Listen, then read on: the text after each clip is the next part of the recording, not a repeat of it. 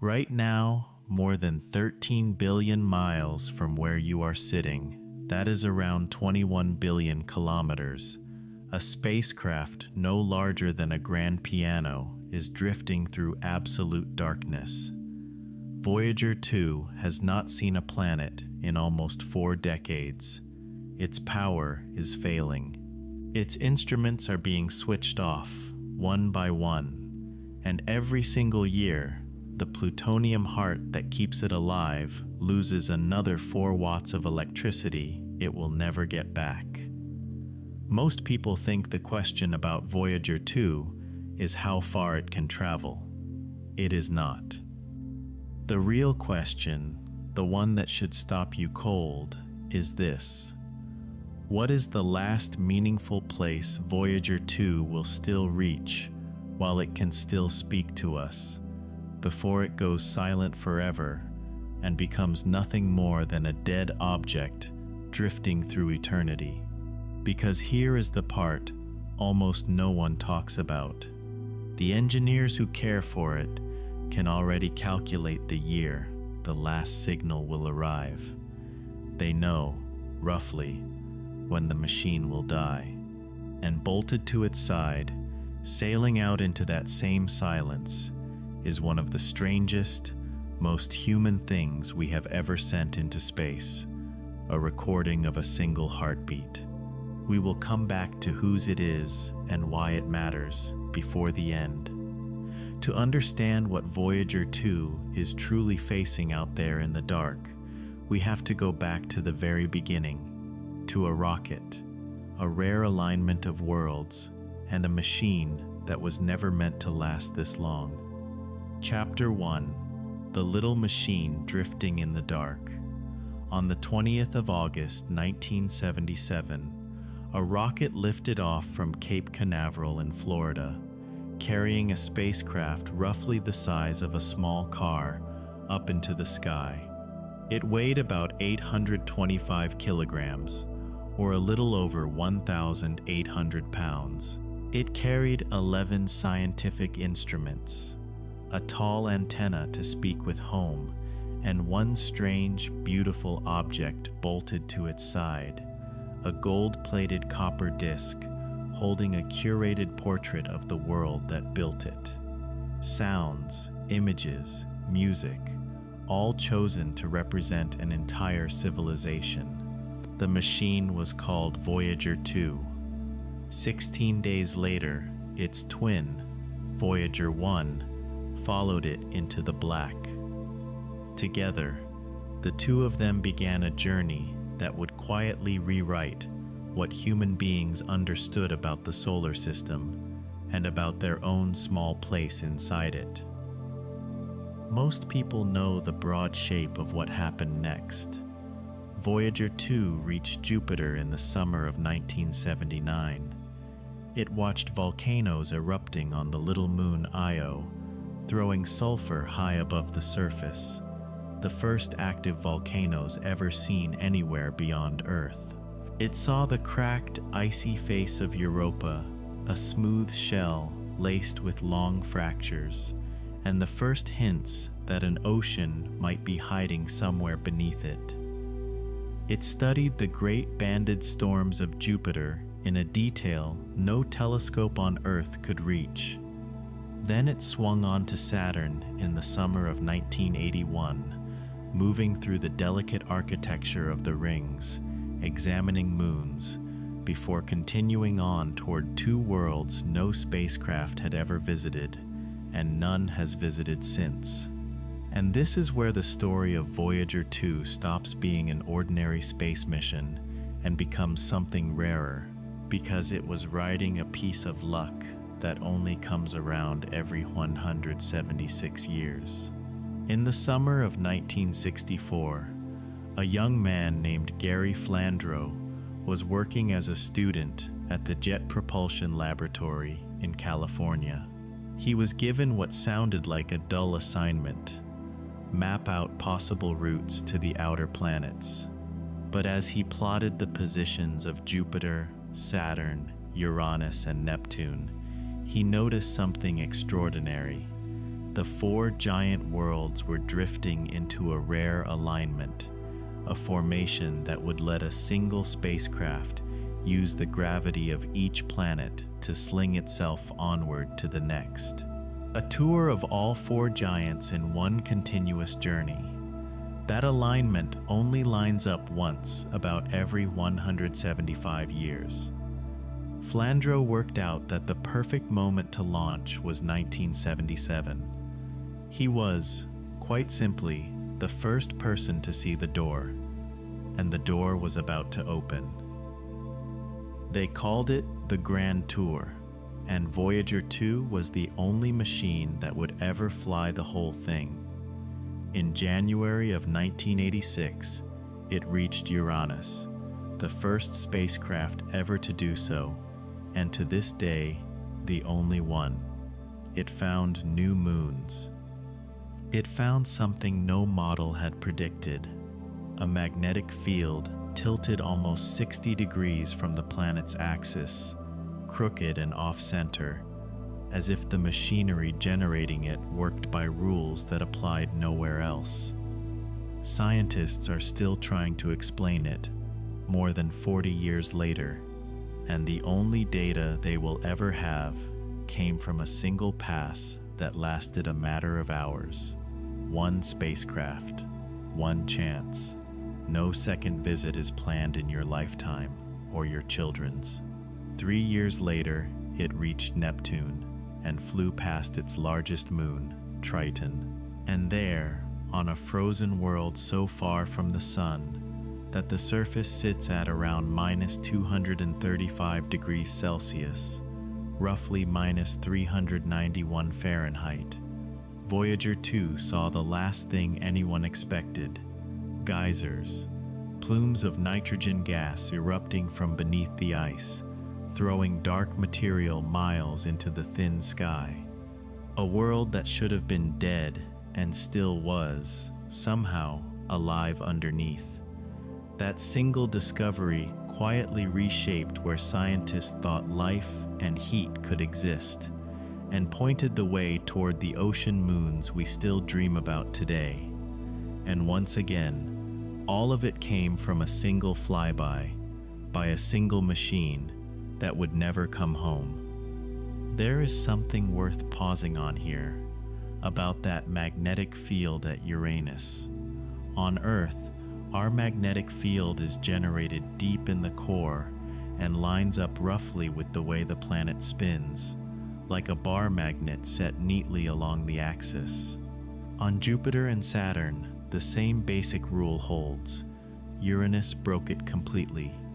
Its field was crooked, tilted, and shoved off to one side, as if the engine generating it deep inside worked by rules that applied nowhere else in the solar system. No model had predicted it, and the only data we will ever have came from those few hours as Voyager 2 swept past. Every single paper ever written about the magnetism of Uranus traces back to one instrument, on one machine, that is now more than 13 billion miles away and running out of power. After Neptune, there were no more planets. By any reasonable measure, Voyager 2 had already done more than its designers dared hope. It had revealed whole worlds. It had rewritten textbooks. It had sent home images that became some of the defining pictures of what exploration even means. And when that last planetary encounter ended, when the cameras were finally switched off, the spacecraft began a quieter chapter, turned not toward another world, but toward a boundary no human object had ever crossed, the edge between the sun's domain and the space between the stars. And the popular story that grew up around it afterward is a comforting one. A brave little spacecraft, launched almost 50 years ago, still out there somewhere, still traveling, still carrying its golden record onward into forever. Long after our civilization has risen and fallen and been forgotten, the machine will still be moving, still holding our music and our voices and our images, on a disk that will outlast every building and every monument the human race has ever made. The story is one of permanence, of something we sent that will simply last. That story is true. It is also missing the one part that actually matters, because the real question was never how far it could go, it was how long it could still speak. And if that idea pulls at something in you, if you want more deep space stories told this way, take a second to subscribe. It is a small thing, but it genuinely helps these stories reach more people. Now, let's get into it. Chapter 2: The Plutonium Heart. The version of the story where Voyager 2 travels forever is technically true, and it is also profoundly incomplete. Yes, the spacecraft will keep moving for millions of years. Space is so empty that there is almost nothing to slow it down. But moving is not the same as being alive. Voyager 2 is dying, not the way a comet breaks apart, not the way a satellite burns up in the sky. It is dying the slow way a machine dies when it runs out of power. Methodically, one system at a time, on a schedule the engineers can calculate to the year. And no one can stop it. No one can send a repair crew, or a fuel tanker, or a fresh battery. A single command from Earth takes around 19.5 hours just to arrive, and another 19.5 hours for any answer to come back. The machine is on its own, and its power is bleeding away. To understand why, you have to understand what keeps it alive. And if you have ever wondered how a spacecraft keeps its lights on when it is too far from the sun to use solar panels, this is one of the most quietly clever pieces of engineering in the whole story. Voyager 2 does not run on sunlight. Out where it is now, the sun is just another bright star in the sky, a pinprick, far too faint to power anything. So instead, the spacecraft carries 3 small generators, built around one of the strangest fuels human beings have ever made, a substance called plutonium-238. Here is the trick. Certain materials are radioactive, which simply means their atoms are slowly, naturally falling apart. And as plutonium-238 falls apart, it gives off heat, gently, steadily, and utterly reliably, for decades on end. So the engineers wrapped that warm material in a device that does one specific thing. It turns a difference in temperature into a flow of electricity, hot on one side, cold on the other, and that gap alone is enough to push a current through a wire. Think about how remarkable that is. There is no engine, no moving parts, no turbine spinning, no fuel being burned, nothing that can jam or wear out, just a warm lump of metal quietly decaying and a clever way to catch that warmth and turn it into power. It is about as close to a machine that runs on nothing as we have ever built, which is exactly why it has lasted almost 50 years. This is both the great strength of the design and its ultimate limit. With no moving parts, there is almost nothing to break, and the generators have run without a single mechanical failure since the day they launched. But the fuel itself cannot be paused. There is a catch written straight into the physics. Plutonium-238 loses roughly half its strength every 88 years or so. It has been decaying since the day it was made, and it will keep decaying no matter what anyone does.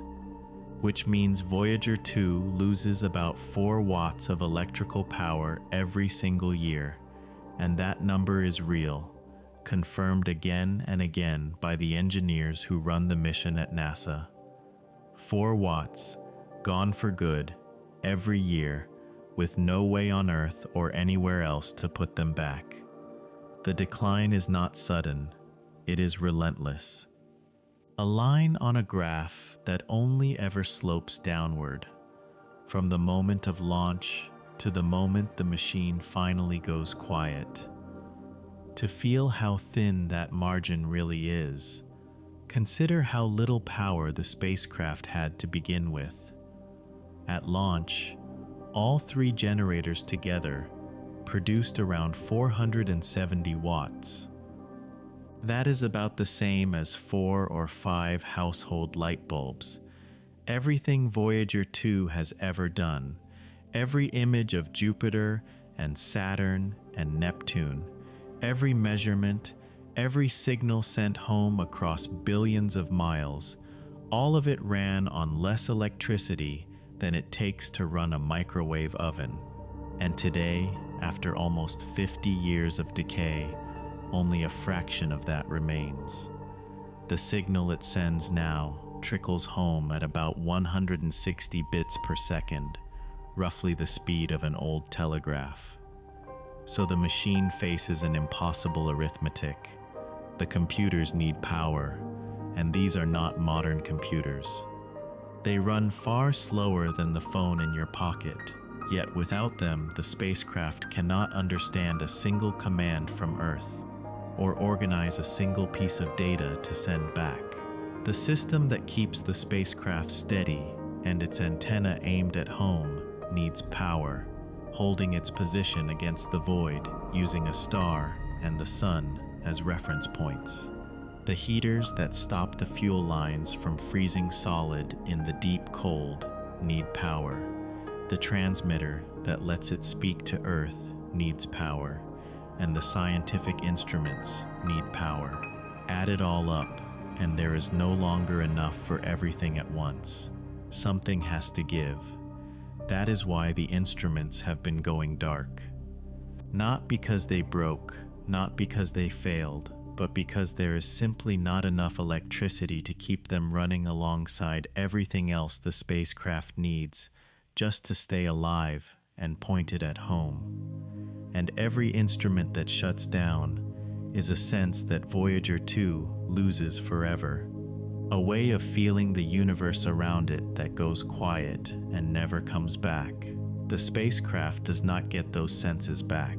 Once the power is taken away, that window is closed for good.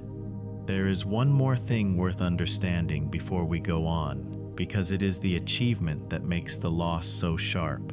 In November of 2018, something extraordinary happened out there in the dark. Voyager 2's instruments suddenly registered a dramatic change in the space around it. The stream of particles flowing outward from the sun, the solar wind that had surrounded the spacecraft its entire journey, abruptly dropped away. At the same time, the count of high-energy particles arriving from deep in the galaxy jumped sharply. The magnetic field around it shifted. Voyager 2 had crossed a boundary called the heliopause, the outer edge of the great bubble the sun blows around itself. Inside it, you are within the sun's domain. Outside it, you are in interstellar space, surrounded by the material that fills the galaxy itself. And here is what made that crossing priceless. Voyager 1 had passed the same boundary 6 years earlier, but by then, its instrument for measuring that flowing gas had already died. It could not take the reading. Voyager 2's instrument was still alive in 2018, which meant that for the very first time in history, humanity had a direct measurement of the gas on the far side of the sun's bubble. Data that no telescope, no orbiting observatory, nothing on Earth could ever provide. Only a machine physically standing in that place could take it, and what it found was that the boundary was sharper and the space beyond it stranger than the models had assumed. So the romantic image of a machine sailing on forever is only half true. It will sail on, but it will do it blind and mute and cold. The question is, what it can still tell us before that happens. And to answer that, we first have to go back to the moment when human beings were at their most brilliant and ask how they threaded a needle across the entire solar system. Chapter 3: Threading the Needle. Before Voyager 2 could ever cross into interstellar space, it had to survive the arithmetic of getting there, and that arithmetic is almost hard to believe. Start with the basic problem. The sun holds everything in the solar system with its gravity, like a deep well that everything is forever sliding toward. The planets do not fall in, only because they are also moving sideways, fast, their motion balancing the pull. To truly break free of the sun and leave for the stars, an object has to travel astonishingly fast, and from near the Earth, that means something like 42 kilometers every second. The most powerful rocket available in the 1970s could only add around 10, nowhere near enough. So the engineers used two tricks. First, they launched in the direction the Earth was already moving around the sun, borrowing our planet's own speed to get most of the way there. And second, and far more importantly, they let the giant planets do the rest of the work. Now, this next part sounds like it should not be possible, so let me walk you through it, because it is one of the most elegant ideas in all of spaceflight. NASA themselves like to explain it with baseball, and it is worth borrowing. Imagine a ball thrown gently toward a batter. On its own, it is not moving very fast. But now, the batter swings, and the bat, heavy and already moving at speed, connects with the ball. Crack. The ball flies off far faster than it arrived, having stolen a little of the bat's motion in the collision. The bat barely slows at all because it is so much heavier. Almost all the gain goes to the ball. That is a gravity assist. The ball is Voyager. The bat is a giant planet like Jupiter, enormously heavy and already sweeping around the sun at tremendous speed. As Voyager fell toward Jupiter, it did not crash into it. It swung close, was whipped around by the planet's gravity, and came flying back out, moving much faster than it went in, having quietly borrowed a sliver of Jupiter's own motion around the sun. The planet lost the tiniest bit of speed in return, far too small to ever measure, but for the little spacecraft, the boost was enormous. And here is the beautiful part. It cost no fuel at all. It was free speed, taken from the planet itself. Do that once at Jupiter, again at Saturn, again at Uranus, and each time Voyager stole a little more motion and climbed a little faster, until it was finally moving quickly enough to break away from the sun forever. But a gravity slingshot only works if you arrive at exactly the right place, at exactly the right instant. And this is where it becomes almost impossible to comprehend. To line up the assist at Jupiter, Voyager 2 had to fly through a corridor in space only about 100 miles after crossing hundreds of millions of kilometers to get there. It had to arrive at a precise point, timed to the second, while moving at around 10 kilometers every second. Miss that window by a few seconds, and the whole tour would collapse. The slingshot at Jupiter would be wrong, which would throw off the slingshot at Saturn, and the grand tour would be over before it truly began.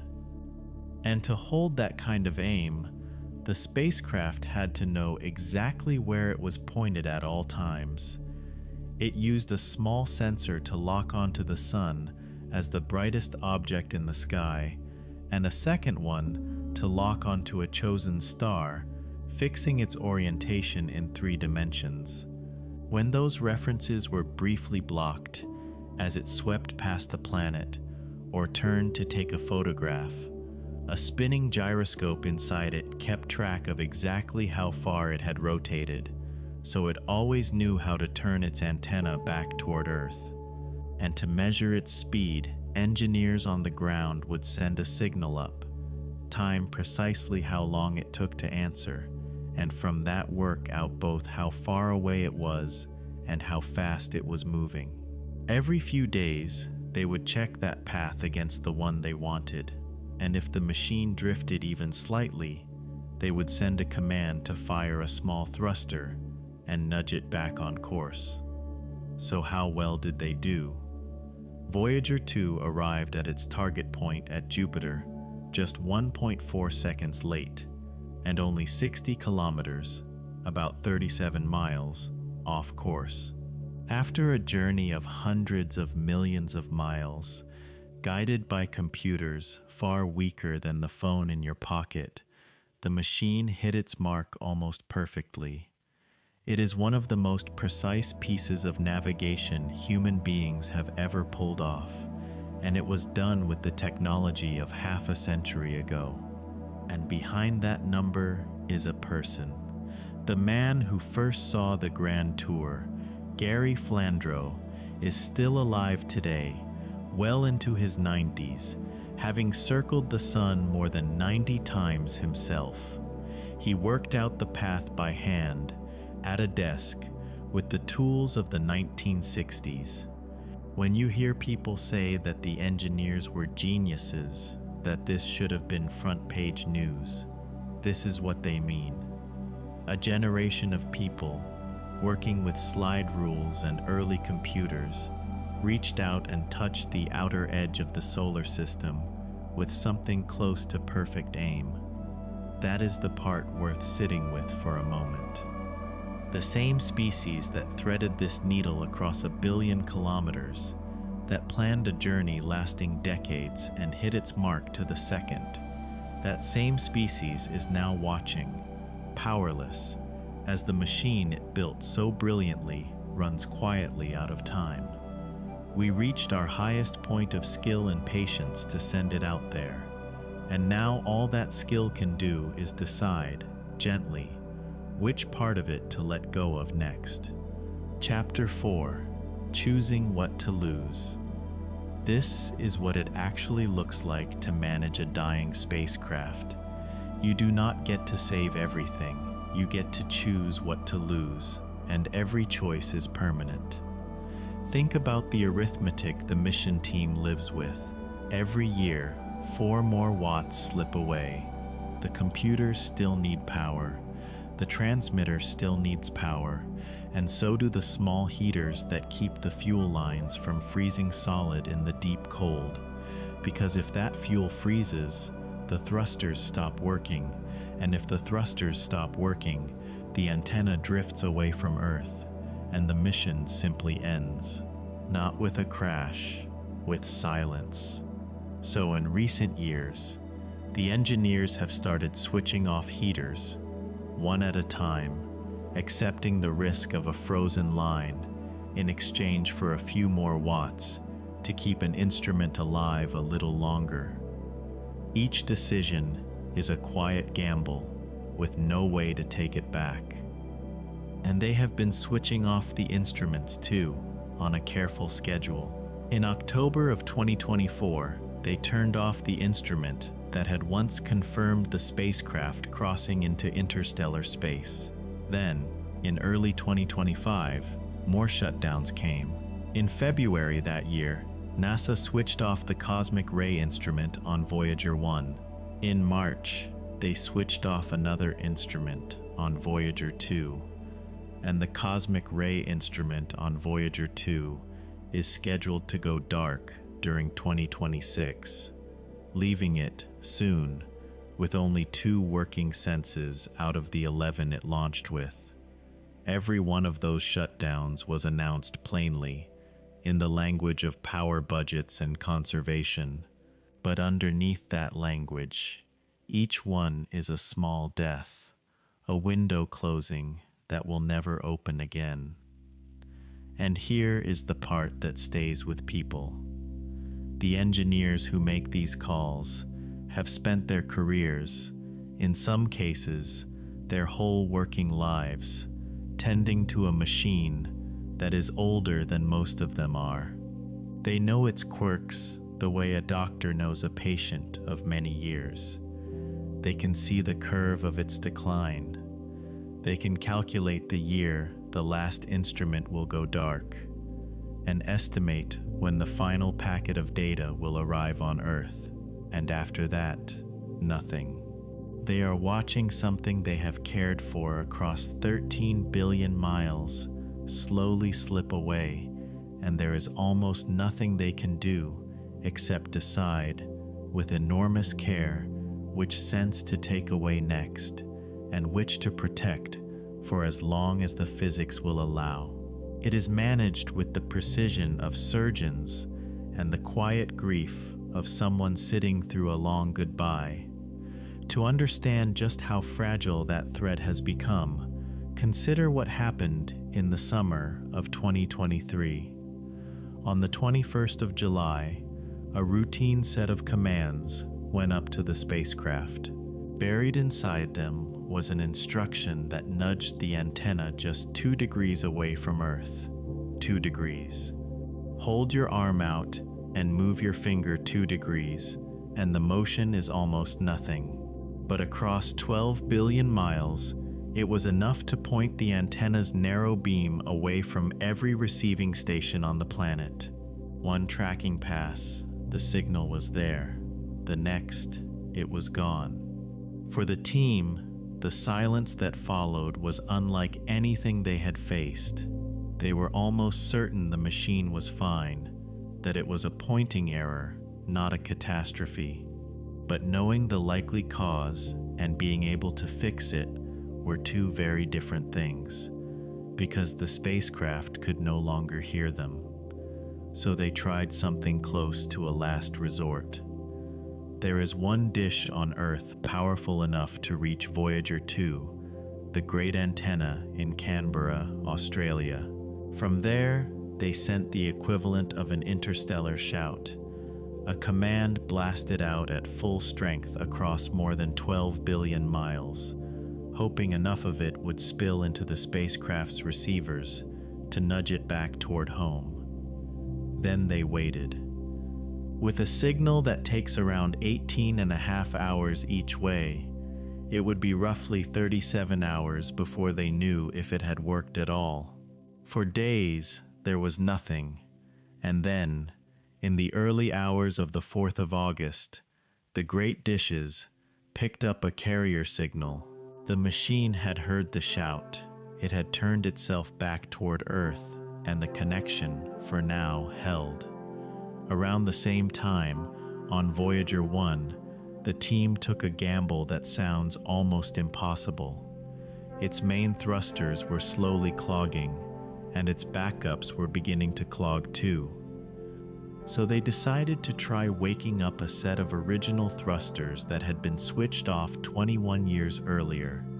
Nobody knew if they would still work after 2 decades frozen in the deepest cold any machine has ever endured. They sent the command, they waited the long hours, and the thrusters fired, as if they had been waiting all that time for exactly this moment. And there is a detail in that rescue that says everything about how fragile this has become. That great dish in Canberra is the only antenna anywhere on Earth powerful enough to send a command to Voyager 2 at all. Other stations around the world can listen to it, but only that one dish can speak to it. When it was taken offline for a long upgrade, the spacecraft spent months unable to receive a single new instruction from home. It flew on through interstellar space, carrying only preloaded commands, while the people who care for it could do nothing but watch the incoming signal and hope nothing went wrong. Think about what that means. A machine older than most of the engineers running it, low on power, its parts aged far beyond anything ever tested, drifting alone, with no way to call for help for the better part of a year. The people who do this work are not sentimental by training. They are engineers. They think in terms of margins and risk and trade-offs, and they tend not to talk about the spacecraft dying. They talk about power budgets and instrument priorities. But underneath that careful language, the truth is as human as any story we tell about exploration.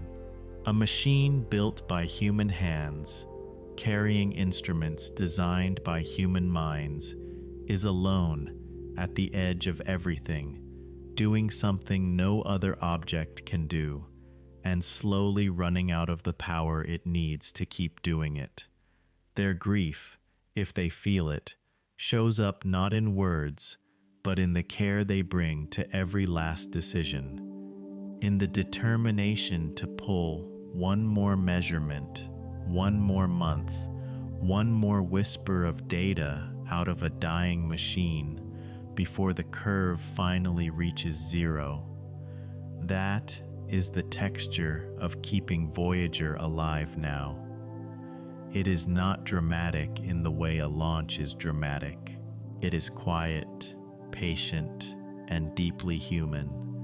And every one of those careful decisions leads back to a single, aching question that thousands of people keep asking in one form or another. See, if we can build something this extraordinary and love it this much, why don't we just send another? Chapter 5. Why we do not just send another Ing. It is one of the most common reactions people have to this story. Just build more. Send one every year. Put 6 power generators on the next one instead of 3. Give it a better battery. The instinct is completely reasonable. And the honest answer is not a lack of will. It is a wall made of physics, chemistry, and cost. Start with the path itself. Voyager 2 was not simply launched in a good year. It rode that once in 176-year alignment of the 4 giant planets. The door that Gary Flandreau spotted back in 1964. That formation is what made a single spacecraft touching all 4 worlds possible in the first place. And it will not line up again until deep into the 22nd century. So the idea of launching another probe that repeats the exact same grand tour is not just expensive. It is, for now, physically off the table. The planets simply are not standing where they need to stand. And notice that this same alignment is the quiet reason Voyager 2 became so special in the first place. It was not chosen to be the only spacecraft ever to visit Uranus and Neptune. It simply happened to be the one placed on the path that could reach them, in the one launch window that made it possible. Everything unique about the mission, the 4-planet tour, the 2 worlds no one has returned to, flows from that single closing door. To do it again, you would need the door to open again, and it will not for a very long time. Then there is the fuel. This is the part almost no one knows, and it is the real heart of the answer. That plutonium-238 in Voyager's generators is extraordinarily hard to make. The United States actually lost the ability to produce it when a key reactor at the Savannah River site shut down in the late 1980s. For decades after, the country was simply living off an old, shrinking stockpile, and by the early 2000s, that supply had dwindled toward a genuine crisis. Only in recent years has the Department of Energy slowly rebuilt the capability, and even now, the target is only around 1.5 kilograms of this fuel per year. That is barely enough to power a single new deep space generator every 3 to 4 years. On top of that, NASA pays somewhere around $150 million a year just to keep that supply chain alive. The fuel that lets a machine speak from beyond the solar system is one of the rarest, most expensive substances the space program handles. You cannot simply bolt 6 generators onto a spacecraft when the whole country can barely produce enough for one. There is a deeper reason too, one that sits underneath the fuel and the timing. This kind of power source, the type that turns heat from decay into electricity, is not very efficient in the first place. It converts only a small fraction of the heat it makes into usable power. That is why a spacecraft launched with the equivalent of 4 or 5 light bulbs, and why every watt has always been precious. Building a new probe that could run for half a century in the dark, far from any sunlight, means solving that same hard problem all over again, with the same rare and costly fuel at the center of it. It is not that no one has thought of it, it is that the physics has not gotten any kinder. And what about the other probes already out there? Could they take Voyager's place? Not really. New Horizons, the spacecraft that flew past Pluto in 2015, is heading outward, but it carries different instruments and will not reach the edge of the sun's influence for decades, if its power lasts that long. The older Pioneer probes, launched in the early 1970s, fell silent long ago. Their instruments are dead. They drift through that same frontier as cold, quiet objects, sending back nothing at all. Voyager 2 is the only active, instrument-carrying mission anywhere in interstellar space, with the tools to actually study it. There is no backup waiting on a launch pad. There is no spare being built. This one machine, running low on power, is genuinely all we have, and when its instruments finally go quiet, humanity loses its only living window onto the space between the stars, with nothing funded or planned to replace it for decades to come. So the frustration people feel is fair, but the reason is not carelessness.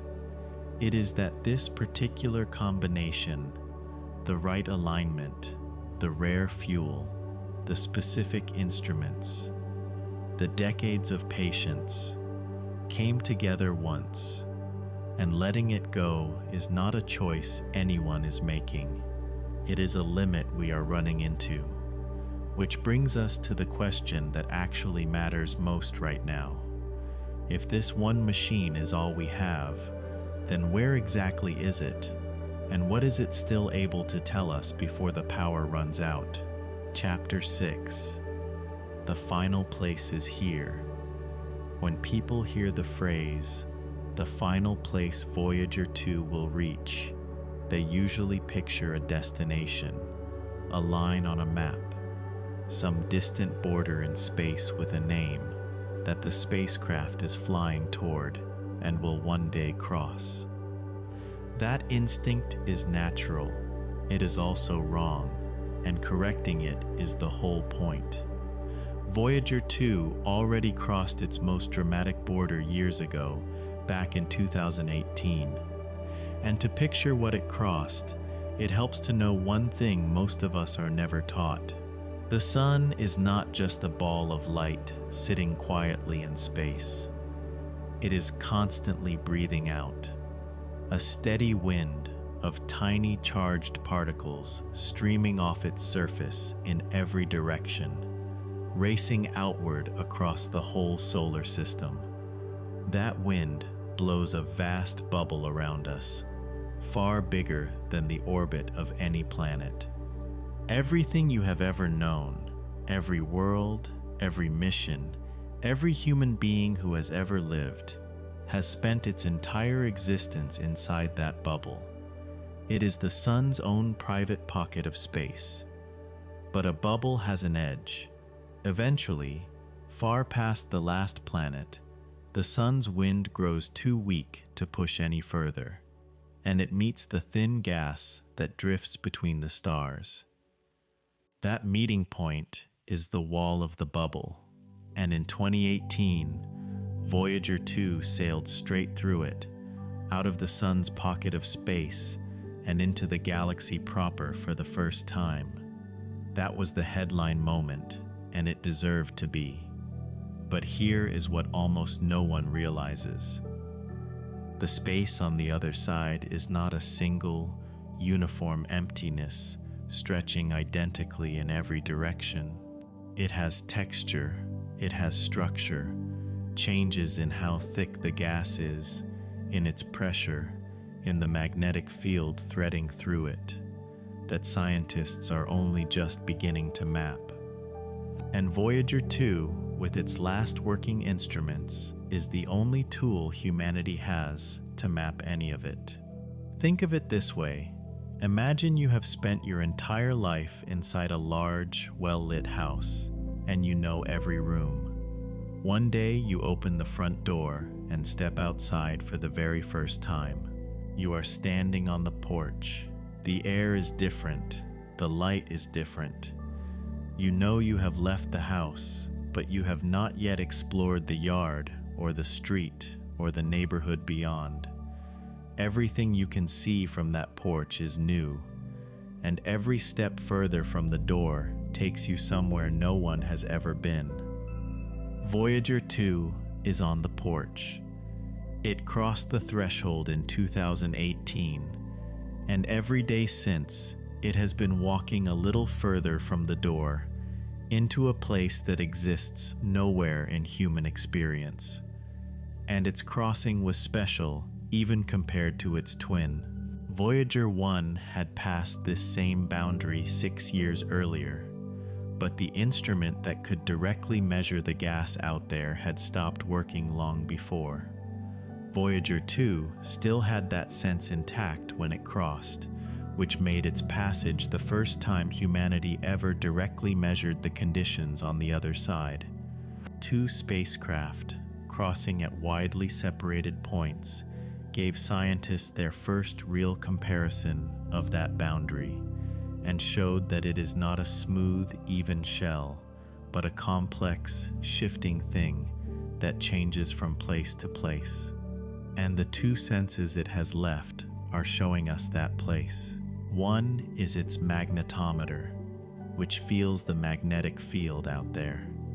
Before the crossing, the models all agreed the field should be smooth and orderly in the sun's neighborhood, a calm reflection of the larger magnetic structure of the galaxy. Voyager 2 found something more complicated, a field that fluctuated and shifted, disturbed by the way the sun's great bubble pushes against the material around it. It turns out that bubble does not end at a clean edge. It has a wake and ripples, the way a boat disturbs the water it passes through, and the spacecraft is still moving through that disturbed water now. The other sense listens to the plasma, the thin, electrically charged gas that fills the space between stars. It cannot touch that gas directly anymore, but it can feel it vibrate, and not long after the crossing, it began to pick up a faint, steady hum, the baseline vibration of interstellar space itself. The sound, in a manner of speaking, of the gap between the stars. From that hum, scientists worked out something surprising, and it has since been confirmed. The gas out there is denser than expected, and colder than the material back inside the sun's bubble.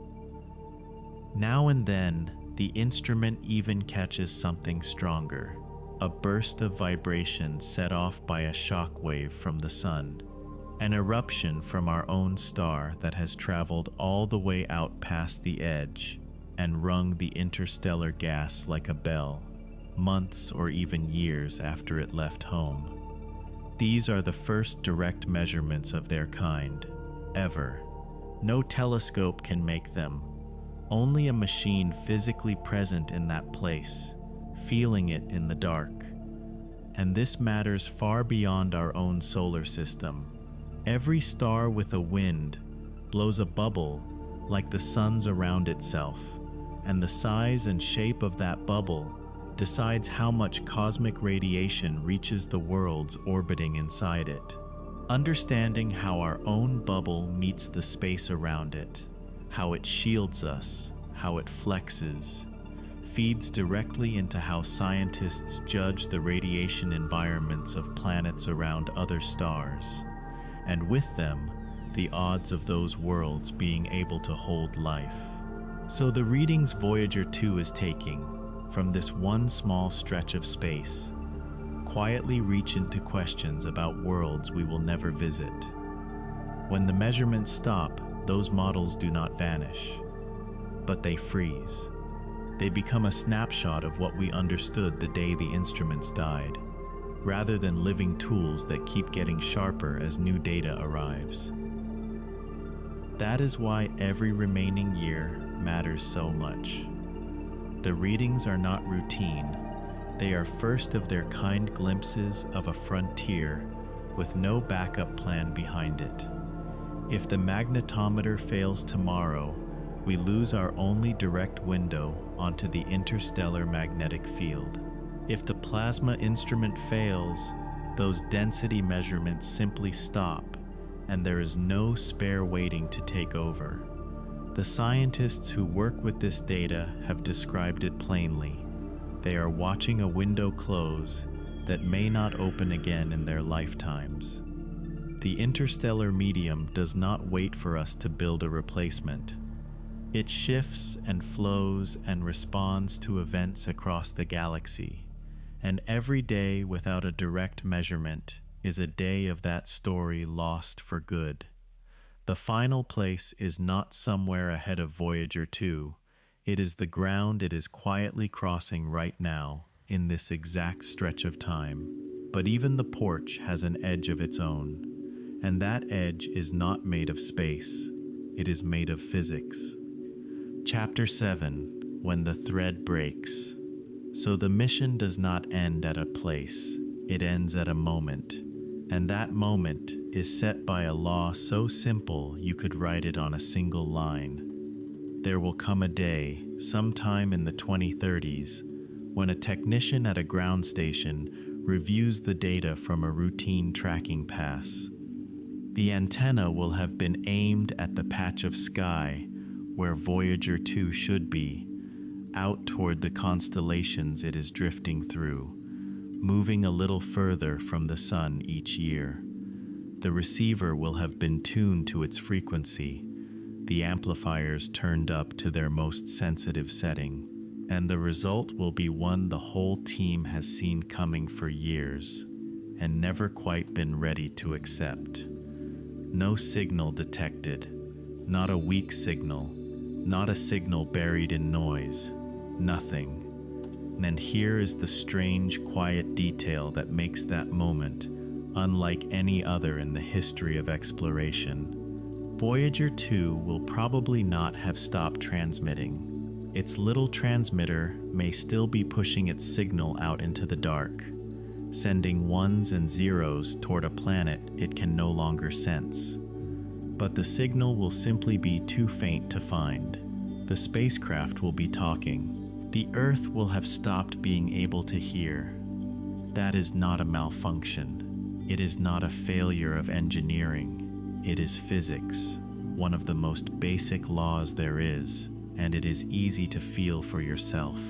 Think about a single candle in a dark room. Stand right beside it, and it is bright. Step back, and it dims fast. Not a little, but a lot, because the same light is now spread across a much wider space. Double your distance from it, and it looks 4 times fainter. That simple rule governs light and sound and radio signals alike. The further the signal spreads, the more thinly it is smeared across space, and the weaker it becomes.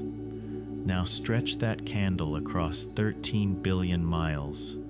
By the time Voyager 2's signal reaches Earth, it carries a power of only around a 10,000 trillionth of a watt, a number so small you need scientific notation just to write it down. It is a whisper so faint that a giant 70-meter dish, with electronics chilled to keep out even the faintest interference, can only just tease it out of the background hiss of the universe, the very same faint static left over from the birth of the cosmos itself. And Voyager 2 is caught in this law from both ends at once. Every year, it drifts further away, so the signal spreads thinner. And every year, its dying power supply makes that signal weaker at the source. The candle is being carried further into the dark, and it is burning lower at the very same time. The distance grows by around 3 times the span between the Earth and the Sun every single year, while the transmitter loses another 4 watts. And at some point on that closing curve, the whisper simply slips below the noise, and the machine's voice is gone. Not because anything broke, because the universe is too large and the power source too small, and the laws of physics make no exceptions for human feeling. As one person watching this story put it, that law is brutal, and they were right. It does not care how much we love the thing at the far end of the line. There will be no dramatic final message, no farewell composed and sent. The signal will just grow weaker, the errors will climb, and one day the software that separates a voice from noise will no longer be able to find Voyager 2 in the static. Engineers will schedule another pass, and another, pointing the great dish at the same patch of sky for longer, stacking the data, trying every trick they know, and eventually, after days or weeks, they will reach the conclusion the whole mission has known was coming since the day it launched. And after that, the spacecraft will keep going. It will still be moving at around 15 kilometers every second, roughly 34,000 miles an hour, fast enough to cross the United States in about 4 minutes. But out here, against the sheer scale of what lies ahead, even that blistering speed looks almost frozen. So let me take you on the rest of Voyager 2's journey, the part that happens long after the last signal fades, when there is no one left listening. The first thing worth understanding is that Voyager 2 has not really left the solar system at all, not in the way you might think. Yes, it has passed the sun's bubble, but the sun's gravity reaches much, much further than its wind does. Far beyond the planets, wrapped around the entire solar system, there is thought to be a vast spherical shell of icy, frozen worlds, trillions of them, left over from the birth of the sun. It is so enormous that Voyager 2, moving at 34,000 miles an hour, will take around 300 years just to reach its inner edge. And to pass all the way through it and out the other side, it would take something like 30,000 years. When it finally arrives at that shell, it will already be long dead, a cold, dark object, drifting silently past frozen worlds it can no longer see, no longer measure, no longer tell us about. Then comes the truly humbling part. Once it is genuinely out among the stars, you might imagine it racing past them, one after another. It will not. Space is so profoundly empty that in around 40,000 years, longer than all of recorded human history, many times over, Voyager 2 will make what counts as a close approach to another star. A small, dim red dwarf called Ross 248, drifting within about 1.7 light years of the spacecraft. And let that sink in for a second. 1.7 light years is its close approach, and light itself would need nearly 2 years just to cross that gap. It will not stop, it will not be captured, it will simply drift on past, unnoticed, a speck of metal in an ocean of nothing, and continue into the dark. And it keeps going. Around 250,000 years further on, roughly 300,000 years from now, it is expected to drift past Sirius, the brightest star in our night sky, at a distance of a little over 4 light years. Try to hold that time scale in your mind. Across those hundreds of thousands of years, continents on Earth will slowly rearrange themselves. Ice ages will come and go, more than once. Mountain ranges will rise and wear flat again. Whole species will evolve, flourish, and vanish. And through every bit of that, Voyager 2 will hold almost exactly the course laid down for it back in the 1970s, by people working with slide rules and computers slower than a pocket calculator. From there, prediction begins to break down entirely. Over hundreds of thousands of years, the faint tug of passing stars will slowly bend its path in ways no one can calculate. It will wander the galaxy, carried along like a leaf on a slow current, and on timescales almost too large to hold in your head, the galaxy itself will change around it. Our own Milky Way is drifting toward the neighboring Andromeda galaxy, and in a few billion years, the two will collide and merge into something new. Voyager 2 will be there for all of it, swept along by the merging tides of stars, perhaps flung to the very edge of the new galaxy, perhaps cast out entirely into the near total emptiness between galaxies. Stars will be born and die. The sun itself will swell, age, and fade. The Earth that built this little machine will very likely be gone, and through every bit of it, Voyager 2 will still be there, still moving, still carrying its golden record, outlasting the buildings we live in, outlasting our species, quite possibly outlasting the very planet it came from, and doing all of it in perfect, unbroken silence. When that thread finally breaks, Voyager 2 will continue, and so will we. But we will continue separately. Outro. And yet the golden record will remain. Of everything on the spacecraft, it is the piece most likely to survive, essentially unchanged, for the longest time of all. It is a gold-plated copper disc, and the people who made it thought of everything, including 2 problems you might never have considered. If someone, somewhere, someday finds it, how would they know how long it had been traveling? And how would they know where it came from? For the first, the makers pressed a tiny sample of uranium onto the cover. Uranium decays at a rate so steady and so well known that it works like a clock, and this particular kind takes around 4.5 billion years just to lose half of itself. A finder could measure how much was left, compare it to how much there should have been at the start, and read off almost exactly how many years the record had been drifting through space. A clock that will keep good time for longer than the Earth has existed. For the second, they drew a map, but not a map of roads or coastlines. Etched onto the cover is a diagram pointing to a handful of pulsars.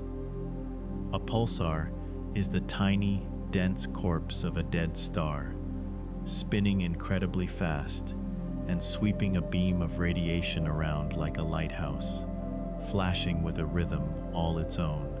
Each one ticks at its own precise beat, which makes it a perfect landmark.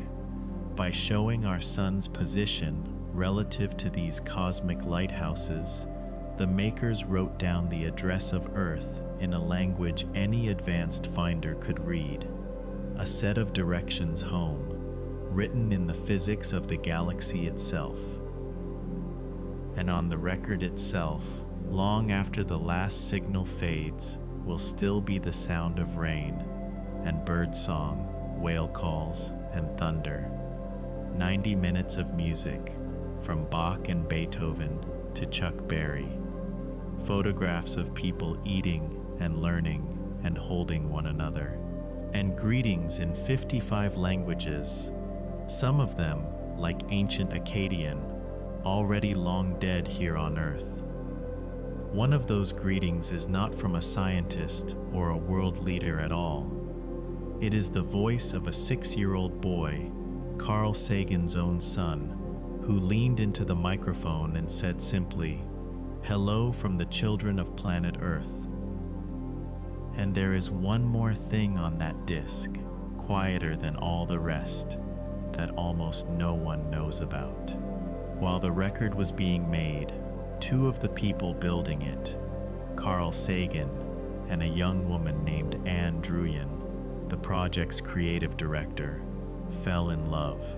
Just 2 days after they first admitted it to each other, Druyan went to a hospital in New York and had her brainwaves and her heartbeat recorded while she sat and thought about the history of our world, about what it feels like to be alive, and about the fact that she had just fallen in love. That recording, compressed down into a single minute, was pressed onto the record too, which means her heartbeat, from the exact days she fell in love, is out there right now, more than 13 billion miles from the room where it was first felt. A private, human moment, quietly carried toward the stars. The odds that anyone will ever find it are so slim they are almost zero. We have already seen how empty that road ahead is, tens of thousands of years between even distant encounters, and light years of nothing in between. So for a long time, the record felt like the tragedy of the whole story. All that music, all those voices, sailing forever toward no one who will ever hear them. But there is another way to see it, and it is the truer one. The record was designed by a committee led by Carl Sagan, and he understood something the rest of us often miss. The golden record was never really for the aliens. It was for us, the act of choosing what to send, deciding which sounds, which images, which pieces of music might stand for an entire world, forced a species that spends most of its time divided by language and border and belief, to sit down and answer a question it almost never asks. Who are we? What do we value? What would we want someone to know if they could know only one thing about us? The answers we chose: a child's laughter, the sound of a mother's kiss, music made by people long dead, say everything about humanity at its best. The value was never in being heard, it was in the reaching out at all. So what ends here is not the journey. Voyager 2 will drift on for millions of years, and drifting is easy. It is simply what objects do when nothing stops them. What ends is the listening. For a brief window, measured in decades against a lifetime of billions of years, this one machine was alive and awake and connected to the people who made it. It reached into a place no person could go, and it told us what it found, and we listened. That is the rare and extraordinary thing. Not that it will travel far, but that, for a little while, it could still speak. And it still can.